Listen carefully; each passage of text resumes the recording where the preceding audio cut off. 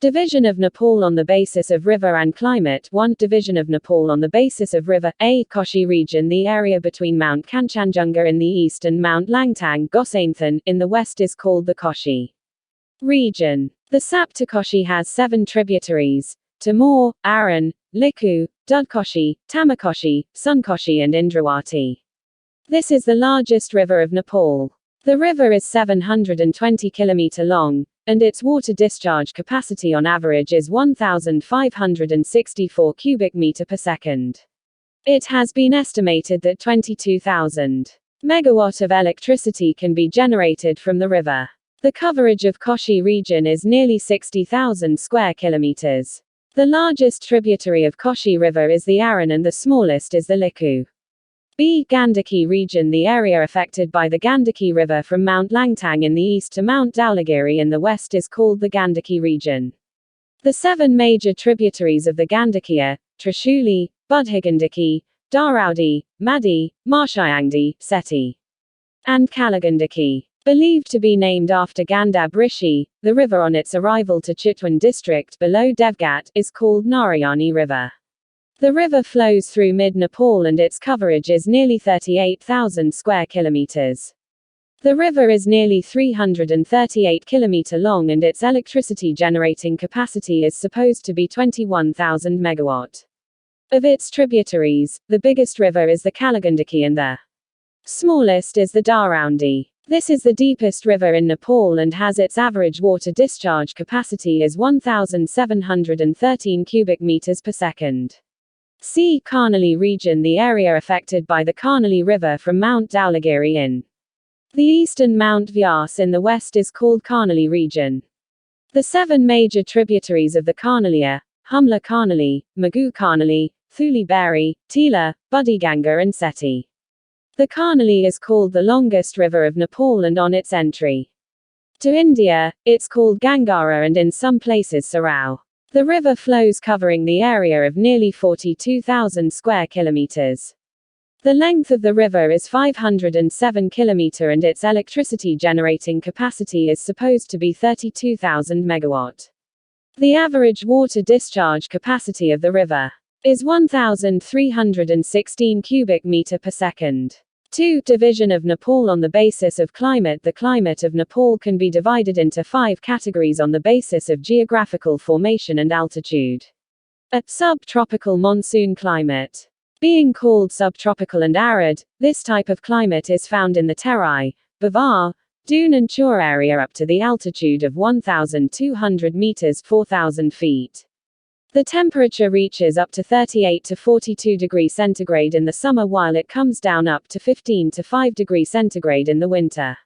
The monsoon air coming from the Bay of Bengal of the Indian Zero Scene causes rainfall in the monsoon. The rainfall generally decreases when it goes from east to west and increases when it goes from north to south and thus the western Terai is hotter than the eastern Terai. It is very hot mainly in the Terai region including Bhairahawa, Nepalganj and Kailali. Likewise, it is very hot in the places of Inner Madhesh like Dang, Surkhay. B. Warm temperate climate. This type of climate, found at the altitude from 1,200 to 2,100 meters, 4,000 to 7,000 feet, of the Chur and Mahabharat mountain range, is warm in the summer, Grishma, and cold in the winter season. In the summer season, the temperature rises up to 24 to 31 degrees centigrade and comes down to 0 degrees centigrade in the winter season. Since the rain-water monsoon air flows from south, there is rainfall up to 250 centimeters in the southern slopes whereas the rainfall in the northern slopes is up to 100 centimeters. C. Cool temperate climate found at the altitude from 2,100 to 3,350 meter, 7,000 11,000 feet, of the Mahabharat mountain range. The climate of this region is warm in the summer and very cold in the winter. The temperature reaches 15 degrees centigrade to 20 degrees centigrade and comes down up to 0 degrees centigrade in the winter. There's rainfall of 10 centimeters in the monsoon and snowfall occurs in the winter. Due to the low temperature and less rainfall, there is little farming. Here, although human life is difficult in the region, this type of climate is regarded suitable for health. Alpine climate. The cold climate is found in Nepal at the altitude from 3,350 to 5,000 meters, 11,000–16,000 feet, in the Himalayan region. Is called alpine climate. The temperature in the region rises up to 10 degrees centigrade in the months of Chait, Baishakh and Jeth, while at other times, about 9 months of the year, it remains below 0 degrees centigrade. The rainfall during the monsoon in this region is up to 30 millimeters. There is no farming here, but the region is suitable for cattle raising as there are large Himalayan pastureland and for carrying out tourism activities. Tundra climate. The coolest and dry climate of Himalaya region is called polar or tundra climate. There is usually continuous snowfall in this region, and snowfall occurs as rainfall. Since the temperature in the land over 5,000 meters (16,000 feet) is below 0 degrees centigrade, the snowstorm occurs after the afternoon. The climate of this region is also called Himalaya desert climate. नदी र हावापानीको आधारमा नेपालको विभाजन। 1. नदीको आधारमा नेपालको विभाजन। क. कोशी क्षेत्र प्रदेश। पूर्वमा कञ्चनजङ्घा हिमालदेखि पश्चिममा लाङटाङ हिमाल कोसाई स्थान बीचको क्षेत्रलाई कोशी प्रदेश भनिन्छ। तमोर, अरुण, लिखु, दुधकोशी, तामाकोशी, सुनकोशी र इन्द्रावती मिलेर सप्तकोशी नदी बनेको छ। यो नेपालको सबैभन्दा ठूलो नदी हो। यो नदी मि लामो छ भने जलप्रवाह क्षमता औसत 1564 क्युबिक मिटर प्रति सेकेन्ड रहेको छ। यस नदीबाट 22,000 मेगावाटसम्म विद्युत निकाल्न सकिने अनुमान गरिएको छ। कोशी प्रदेशको प्रभाव क्षेत्र झन्डै 60,000 वर्ग कि.मी रहेको छ। सप्तकोशी नदीको सबैभन्दा ठूलो सहायक नदी अरुण हो भने सबैभन्दा सानो नदी लिखु हो। ह. गण्डकी क्षेत्र प्रदेश। पूर्वमा लाङटाङ हिमालदेखि पश्चिममा धौलागिरी हिमालसम्मको गण्डकी नदी प्रभावित क्षेत्रलाई गण्डकी प्रदेश भनिन्छ। गण्डकी नदीका 7 प्रमुख सहायक नदीहरू त्रिशुली, बुढीगण्डकी, दरौदी, मादी, माङ्दी, सेती र कालीगण्डकी हुन्।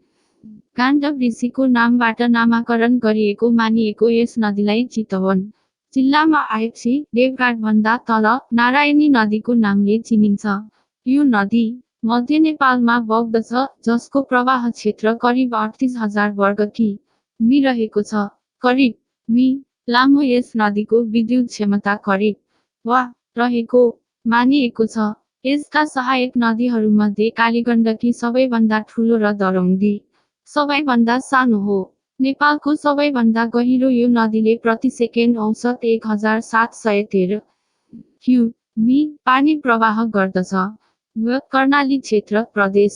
पूर्वमा धौलागिरी हिमालदेखि पश्चिममा व्यास हिमालबीच कर्णाली नदी प्रभावित क्षेत्रलाई कर्णाली प्रदेश भनिन्छ। कर्णाली नदीका 7 प्रमुख सहायक नदीहरू हुम्ला, कर्णाली, मुगु कर्णाली, ठुली भेरी, सानी भेरी, तिला, बुढीगङ्गा र सेती नदी हुन्। यसलाई नेपालको सबैभन्दा लामो नदी पनि भनिन्छ। यो नदी भारतमा पुगेपछि काँक्रा र कहिकी सरयू नामले समेत चिनिन्छ। यो नदी करिब 42,000 कि.मी क्षेत्रफल समेटेर बग्दछ। करिब मि लामो यस नदीको विद्युत उत्पादन क्षमता वा रहेको मानिएको छ। यो नदीको औसत जलप्रवाह क्षमता प्रति सेकेन्ड 1316 क्युमी रहेको छ। 2. हावापानीको आधारमा नेपालको विभाजन। नेपालको हावापानीलाई भौगोलिक बनावट र उचाइको आधारमा 5 प्रकारका हावापानीमा विभाजन गर्न सकिन्छ। क. उष्ण मनसुनी हावापानी, सबट्रोपिकल मनसुन क्लाइमेट। अर्धउष्ण र उपोष्ण हावापानी भनिने यस्तो हावापानी नेपालको तराई, भाबर, डुङ्ग्र, चुरे क्षेत्रको 1200 मिटर 4000 फिट सम्मको उचाइमा पाइन्छ। ग्रीष्मयाममा यहाँको तापमान 38 देखि 42 डिग्री सेन्टिग्रेडसम्म पुग्दछ भने शीतकालमा 15 देखि 5 डिग्रीसम्म ओर्लिन्छ। वर्षा ऋतुमा हिन्द महासागरको बङ्गालको खाडीबाट आउने मनसुनी हावाले वर्षा गराउने गर्दछ। वर्षा सामान्यतः पूर्वबाट पश्चिम घट्दै जाने र उत्तरबाट दक्षिण बढ्दै जाने भएबाट पूर्वी तराईभन्दा पश्चिमी तराई प्रदेशमा अधिक गर्मी हुन्छ। विशेषतः भैरहवा, नेपालगञ्ज तथा कैलाली लगायतका तराई क्षेत्रमा अधिक गर्मी हुन्छ। यसैगरी दाङ, सुर्खेत जस्ता भित्री मधेसमा पनि गर्मी धेरै नै हुन्छ। न्यानो समशीतोष्ण हावापानी, वार्म टेम्परेट क्लाइमेट। चुरे पहाड र महाभारत पर्वतको 1200 देखि 2100 मिटर 4000 - 7000 फिट सम्मको उचाइमा पाइने यस प्रकारको हावापानीमा ग्रीष्मयाममा न्यानो हुन्छ भने शिशिरमा बढी ठण्डा हुन्छ। ग्रीष्म ऋतुमा तापक्रम 24 देखि 31 डिग्री सेन्टिग्रेडसम्म पुग्छ भने हिउँदमा 0 डिग्री सेल्सियससम्म ओर्लिन्छ। नेपालमा पानी पार्ने मनसुनी हावा दक्षिणी भागबाट बग्ने हुँदा दक्षिणको बिरालो ठाउँमा 250 सेन्टिमिटर वर्षा हुन्छ भने उत्तरतर्फको बिरालो पाखामा 100 सेन्टिमिटर वर्षा हुन्छ। ठण्डा समशीतोष्ण हावापानी, कुल टेम्परेट क्लाइमेट। महाभारत पर्वत श्रृङ्खलाको 2100 देखि 3350 मिटर 7000 - 11000 फिट सम्मको उचाइमा पाइने यस्तो हावापानीमा ग्रीष्म ऋतुमा न्यानो हुन्छ भने हिउँदमा निकै जाडो हुन्छ। यहाँको तापक्रम ग्रीष्ममा 15 डिग्री देखि 20 डिग्री सेन्टिग्रेडसम्म पुग्दछ भने हिउँदमा 0 डिग्री सेन्टिग्रेडसम्म ओर्लिन्छ। यहाँ वर्षमा 10 सेन्टिमिटर पानी पर्दछ भने हिउँदमा हिउँ वर्षिन्छ। न्यून तापक्रम र न्यून वर्षाको कारणले यहाँ खेतीपाती अत्यन्तै कम हुन्छ।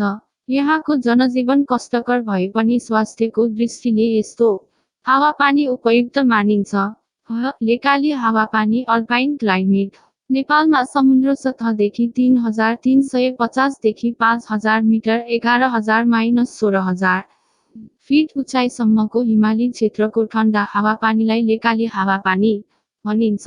यहाँको तापक्रम चैत, वैशाख, जेठमा 10 डिग्री सेन्टिग्रेडसम्म पुग्दछ भने अरू समयमा 9 महिना जति 0 डिग्री सेन्टिग्रेडभन्दा तल नै रहन्छ।